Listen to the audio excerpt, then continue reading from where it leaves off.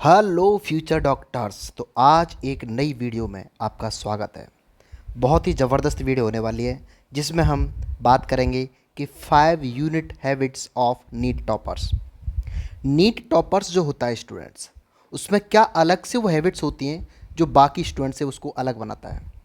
देखो, इसमें हम कॉमन हैबिट्स के बारे में बात नहीं करेंगे, जो कि शॉर्ट नोट्स बनाना, एनसीईआरटी को रिवाइज करना, ऐसे करना, वो कॉमन हैबिट जो सबको पता है उसके बारे में हम जिक्र नहीं करेंगे। यहाँ सिर्फ और सिर्फ यूनिक डिफरेंट हैबिट्स के बारे में बात करेंगे जो कि बहुत सारे स्टूडेंट्स को नहीं पता है कि नीट टॉपर्स और ड्रॉपर में क्या डिफरेंस है, क्या ऐसी हैबिट्स हैं जो टॉपर्स को ड्रॉपर से अलग बनाता है। तो उसी के बारे में हम इस वीडियो में बात करने वाले हैं।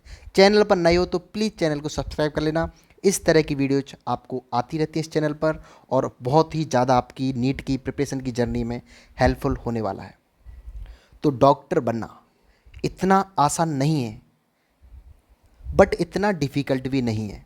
एक सिस्टमेटिक अप्रोच और प्लानिंग के साथ अगर चीज़ें आगे करी जाएं तो बहुत ही ज़्यादा जर्नी स्मूथ हो जाती है और रिजल्ट ओरिएंटेड ट्रैक आपको मिल जाता है। तो चलो वीडियो को करते हैं स्टार्ट। अगर आप डे 1 से भी स्टार्ट करते हो, अगर सिस्टमेटिक प्लानिंग से करते हो, तो एक दिन आपको ज़रूर सक्सेस मिलती है। केवल और केवल आपके अंदर जो कमी है वो है कंसिस्टेंसी की, मल्टीपल रिवीजन्स की। हर एक स्टूडेंट डिस्ट्रैक्ट हो रखा है, क्या पढ़ना है, कितना पढ़ना है, कहाँ से प्रैक्टिस करें, कहाँ से मॉक टेस्ट लगाएं, किसके लेक्चर्स अटेंड करें, कौन सी बुक को फॉलो करें। बहुत सारे डाउट्स बने हुए हैं। कोई भी स्टूडेंट्स को सिस्टमेटिक तरीके से एक पूरी कंप्लीट क्लैरिटी नहीं है, इसीलिए स्टूडेंट डिस्ट्रैक्ट होता चला जा रहा है। तो इस वीडियो में हम टॉपर्स के सीक्रेट को रिवील करेंगे कि टॉपर एक क्या ऐसी स्ट्रेटेजी बनाता है, क्या डिफरेंट करता है कि बाकियों से उसको अलग कर देता है। चलिए करते हैं वीडियो को शुरू। सबसे ज़्यादा यूनिक जो हैबिट है स्टूडेंट्स की, जो टॉपर फॉलो करता है, वो है एरर बुक बनाना। सबसे ज़्यादा इंपॉर्टेंट होने वाली, यानी कि मिस्टेक रजिस्टर बनाना। मिस्टेक्स आप जो भी कर रहे हो, मिस्टेक करना गलत नहीं है, बट उसको आप नोट डाउन करके उसको इम्प्रूव करना, उसको रिमूव करना, ये सबसे ज़्यादा इंपॉर्टेंट पॉइंट है। तो अब कोई भी स्टूडेंट जो मॉक टेस्ट लगा रहा है, प्रैक्टिस कर रहा है, डीपीपी लगा रहा है, कोई सी बुक को फॉलो कर रहा है, अगर वहाँ पर कोई गलती कर रहा है तो उस गलती को आप नोट डाउन करिए और उसको रिवाइज करिए कि हमने कहाँ गलती करी है। उसको दोबारा से उसको, अगर उस तरह की गलती आप कर रहे हो तो चीज़ें सही नहीं हैं। अगर सेम तरह की गलती को आप रिमूव कर पा रहे हो, भले नई गलती करिए बट सेम तरह की गलती नहीं होनी चाहिए आपको, उस मिस्टेक को रिमूव करना वो बहुत ज़्यादा इंपॉर्टेंट हो जाता है। तो वही सबसे ज़्यादा इंपॉर्टेंट है। सिर्फ आंसर्स नहीं करना है। स्टूडेंट क्या करता है, मॉक टेस्ट दिया या कोई कैसे भी पीवाईक्यू सॉल्व कर रहा है, सिर्फ और सिर्फ उसका फोकस रहता है, टारगेट रहता है कि आंसर कैसे फाइंड आउट किया जा सकता है। 4 ऑप्शंस में थे, बट आपको जो लर्निंग फेज होता है उसमें सिर्फ आंसर फाइंड करना नहीं होता है। आपको अगर कोई क्वेश्चन गलत भी हो गया है तो वहाँ देखो कि वो गलती क्यों हुई है, क्या कमी रह गई थी जो वो गलती हुई, उसे दोबारा कैसे अवॉइड किया जा सकता है, कैसे उस मिस्टेक को हम रिमूव कर सकते हैं, उसको नोट करिए और उसका रिवीजन करिए और उसको अवॉइड करिए। तो कसम खाइए आज से कि एक एरर बुक, एक नोटबुक ऐसी होनी चाहिए जिसमें आप अपनी मिस्टेक्स को नोट डाउन करेंगे। अब कैसे नोटबुक बनानी है, कैसे मिस्टेक रजिस्टर बनाना है, उस चीज़ के बारे में बता रहा हूँ। सबसे पहले आप जो भी टेस्ट दे रहे हो उसमें गलती करिए, उसमें एक कॉलम बना लीजिए कि ये टेस्ट था या ये बुक थी या ये डीपीपी थी या ये पीवाईक्यूज था। तो उसका एक कॉलम होना चाहिए, उसमें लिखा होना चाहिए कि इस वाले क्वेश्चन में ये। उसके बाद दूसरा कॉलम होना चाहिए कि कौन से सब्जेक्ट में, फिजिक्स हुआ, केमिस्ट्री हुआ, बायोलॉजी हुआ, उसमें कौन से चैप्टर में, कौन से सब्जेक्ट में हमने गलती करी है।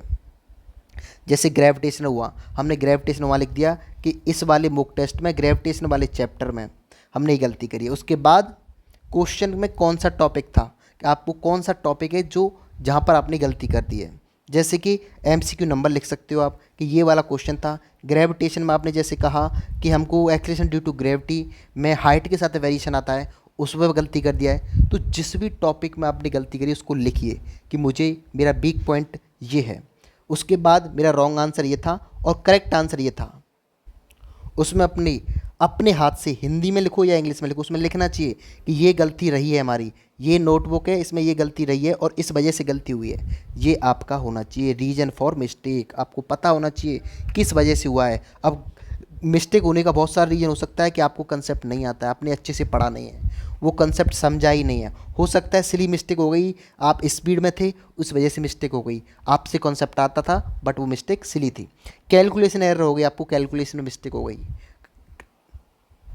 या फिर दो ऑप्शंस हैं, आपको दो ऑप्शंस में कन्फ्यूजन हो गया कि ये होना चाहिए या ये होना चाहिए, क्योंकि बहुत सारे ऑप्शंस सिमिलर दिखते हैं, ऐसा लगता है कि ये भी ऑप्शन हो सकता है, ये भी ऑप्शन हो सकता है। तो ये नोट डाउन करिए कि हम कहाँ कहाँ गलती कर रहे हैं, ये कहाँ कहाँ मिस्टेक कर रहे हैं। और ये प्रिपरेशन जर्नी का फेज होना चाहिए। ऐसा नहीं है कि एंड में मॉक टेस्ट लगा रहे हो तब भी इसको कर रहे हो एग्जीक्यूट, तो ऐसा नहीं करना है। आप जब प्रिपरेशन फेज है, आपने जब आपकी स्टडी चल रही है, उसी में आपको ये चीज़ इम्प्रूव करना है। और फिर उसके बाद एक कॉल होना चाहिए कि नेक्स्ट टाइम उसको हम कैसे अवॉइड कर सकते हैं। उसका साइड में फार्मूला लिखो, इसका की पॉइंट लिखिए, उसके बाद लिखिए कि हमको ये गलती नहीं करनी है, यहाँ पर ये इसलिए मिस्टेक हुई थी, और या फिर ये यूनिट में, ये डायग्राम में, या कुछ भी जो भी मिस्टेक हुई है उसमें एक हिंट के तौर पर लिखिए कि यहाँ पर हमारे पास ये मिस्टेक हुई थी। उसके बाद वो मिस्टेक हुई है जो रजिस्टर में लिखा है, उस टेस्ट को दोबारा से रिवाइज करो, और हमने इस चैप्टर में इस टॉपिक में ये टॉपिक रहा था और ये क्वेश्चन में हमने ये मिस्टेक कर दी है, तो आपको ये नोट डाउन करना है और उसको रिवाइज करना है। तो सिली मिस्टेक सुधारने का सबसे बेस्ट अप्रोच ही हो सकता है। तो मिस्टेक रजिस्टर आपको बनाना है एट एनी कॉस्ट, फिर देखना आपका स्कोर कितना अच्छा इम्प्रूव करेगा। दूसरे सबसे यूनिक जो हैबिट आती है टॉपर्स की, वो है रिवर्स लर्निंग टेक्निक। बहुत ही ज़बरदस्त है, बहुत सारे बच्चों को नहीं पता रहता है। कॉमन हैबिट्स होती हैं वो सबको पता होता है और उसको एग्जीक्यूट करते हैं, बट कुछ कुछ ऐसी चीज़ें हैं जो यूनिक बनाती हैं उनको। तो रिवर्स लर्निंग टेक्निक भी एक यूनिक टेक्निक्स है। इसमें क्या होता है कि सिर्फ किताब से पढ़ाई नहीं करनी है, बल्कि क्वेश्चन से कंसेप्ट भी सीखता है। तो आप जो भी नोटबुक है आपके पास, जो जहाँ पर कॉन्सेप्ट हैं, उसके बाद जब क्वेश्चन प्रैक्टिस कर रहे हो तो वहाँ पर कुछ चीज़ ऐसी है जो आपको नया लगा है, कोई कॉन्सेप्ट ऐसा है, कोई ऐसी चीज़ क्लिक करी है कि ये चीज़ नोटबुक में होनी चाहिए, तो उसको क्वेश्चन के थ्रू नोटबुक में भी नोट डाउन करते हैं। तो वहाँ से आपका कंप्लीट नोट्स प्रिपरेशन हो जाती है कि कुछ ऐसी एरर्स रही होंगी, क्वेश्चंस के थ्रू रेक्टिफाई कर पाते हो आप। तो आप ऐसा नहीं करना है कि पहले थ्योरी पढ़ी, उसके बाद कंसेप्ट क्वेश्चंस प्रैक्टिस किया, बस हो गया। थ्योरी पढ़ने के बाद क्वेश्चन प्रैक्टिस कर रहे हो, क्वेश्चन प्रैक्टिस करने के बाद अगेन थ्योरी पर आना है कि कहाँ हम कोई सी चीज़ ऐड कर सकते हो, तो नोटबुक में वो चीज़ ऐड करिए। तो इस तरीके से आप कंप्लीट नोटबुक तैयार हो जाएगी आपकी। इससे आपका एग्जाम ओरिएंटेड अप्रोच डेवलप होगी। तो इसको भी आप अपनी प्रिपरेशन में एग्जीक्यूट करना है, रिवर्स लर्निंग टेक्निक्स। चलिए अगली टेक्निक्स के बाद, अगली जो टॉपर्स की हैबिट है 90 to 120 minute deep focus session. अब डीप फोकस सेशन का क्या मतलब है, देखो छोटे छोटे ब्रेक्स में नहीं पढ़ना है आपको। ऐसा नहीं कि 10 मिनट 20 मिनट आधा घंटे पढ़ा है उसके बाद ब्रेक ले लिया, ऐसा नहीं है। आपको डीप फोकस सेशन रखना पड़ेगा, यानी कि लंबे स्टडी सेशन रखने पड़ेंगे, जिसमें क्या रहेगा, आप कम से कम 1.5 से 2 घंटे एक सेशन होना चाहिए, जिसमें आपको कंसेप्ट को बार बार आपके माइंड में 1.5 घंटे तक 2 घंटे तक रिवाइज रहेगा, तो वो चीज़ें ज़्यादा डीप तक जाएंगी। अगर 10 मिनट 20 मिनट 30 मिनट्स तक रहोगे तो चीज़ें आपका माइंड डाइवर्ट होगा, कुछ चीज़ें रेस्ट लोगे तो आप डाइवर्ट हो जाओगे। तो इस वजह से डीप फोकस सेशन रखना पड़ेगा आपको। 1.5 से 2 घंटे का एक सेशन होना चाहिए और एक सब्जेक्ट को उस सेशन में अच्छे से कवर करना चाहिए। और इस हैबिट से आपको क्या होता है, आपकी कंसंट्रेशन पावर बहुत ज़्यादा स्ट्रांग हो जाती है, आपकी रिटेंशन पावर भी बढ़ती है। क्योंकि अब जब भी आप मेन एग्जाम दोगे नीट का, तो वहाँ पर आपको 3 घंटे डीप फोकस सेशन ही मिलने वाला है। आपको 3 घंटे, ऐसा नहीं है कि 1 घंटा मिला, 2 घंटे मिले, 1.5 घंटे मिला, उसके बाद तो आपको ब्रेक मिलेगा। आपको 3 घंटे का कंटिन्यूस सेशन मिलने वाला है। तो धीरे धीरे जो हैबिट आपकी बनेगी, उसी से आपका फाइनल ओवरऑल इंप्रूवमेंट दिखेगा।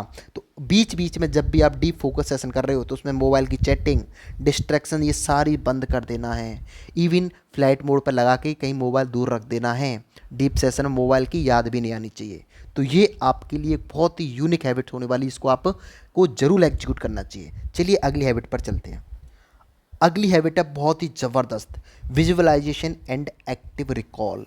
सर क्या होता है विजुअलाइजेशन? देखिए कि जो भी टॉपर्स होते हैं, वो बायोलॉजी हुआ या केमिस्ट्री की रिएक्शंस हुई, डायग्राम्स हुए, केमिस्ट्री की रिएक्शंस हुई, उन फिजिक्स के फॉर्मूले हुए, उनको सभी को विजुअलाइज करते हैं। सर विजुअलाइज का मतलब होता है किसी भी डायग्राम को, किसी भी फॉर्मूले को, किसी भी रिएक्शंस को अपने माइंड में पिक्चर बनाने की कोशिश करिए।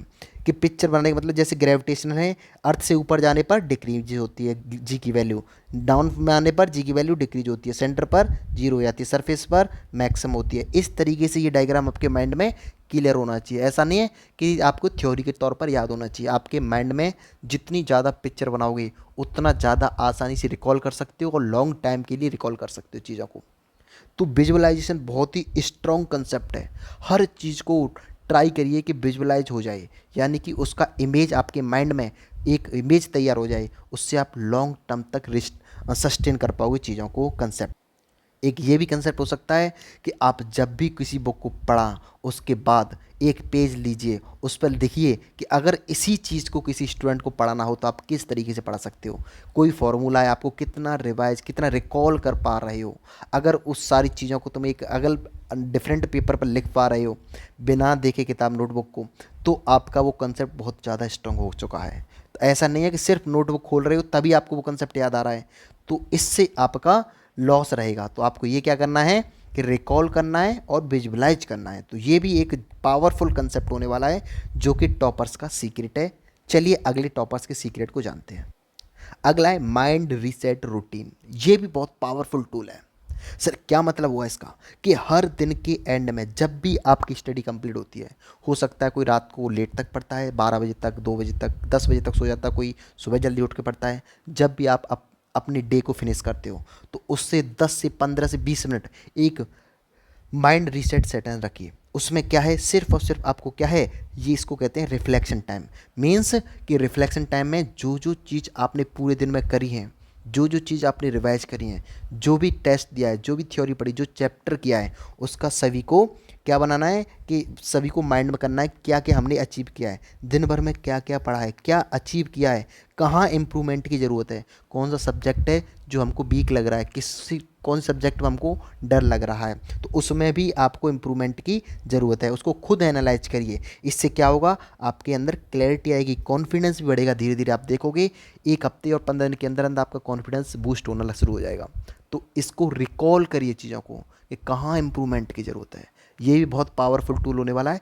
इसको अपनी प्रिपरेशन जर्नी में अप्लाई करिए, इम्प्लीमेंट करिए और रिजल्ट ज़रूर आपको दिखेगा। तो इस तरीके से आपके पास 5 हैबिट्स हैं टॉपर्स की, जो कि नॉर्मल हैबिट नहीं है, कॉमन हैबिट्स नहीं है। आप इन 5 हैबिट्स को इम्प्लीमेंट करिए अपनी प्रिपरेशन में और आपको ज़रूर ज़रूर बेनिफिट एंड डिफरेंट दिखेगा।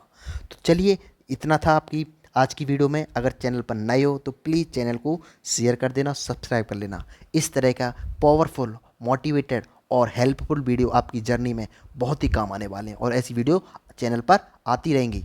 चलिए मिलते हैं अगली वीडियो में, तब तक के लिए बाय बाय।